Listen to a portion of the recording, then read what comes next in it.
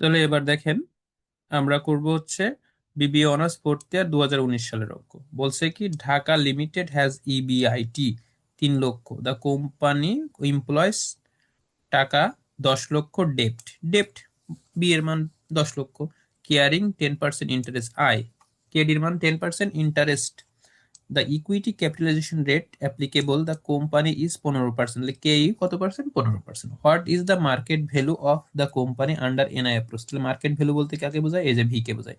Calculation the value of V, market value of the firm, V V. তাহলে V বের করার সূত্র কি? দেখেন এস প্লাস বি। আমরা সকেও করতে পারি, অ্যাজ ইউজুয়াল করতে পারি, তো সকে করলে ভালো হয়। দেখেন ইবিআইটি কত আছে?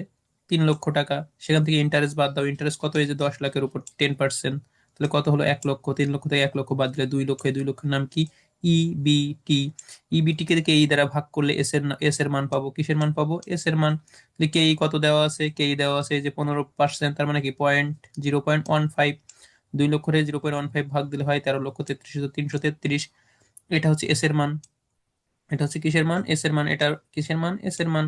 এবার এস এর মান, তাহলে ভি বের করার সূত্র হচ্ছে এস প্লাস বি। তাহলে এর সাথে বি যোগ করো, বি কত? 10 লক্ষ। দেখেন বি 10 লক্ষ, এই 10 লক্ষ যোগ করলাম 13,33,333, সাথে 10 লক্ষ যোগ করলে হয় কত?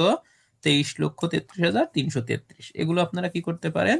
সরাসরি সূত্রের বসাই দিয়েও করতে পারেন, ছক ছাড়া।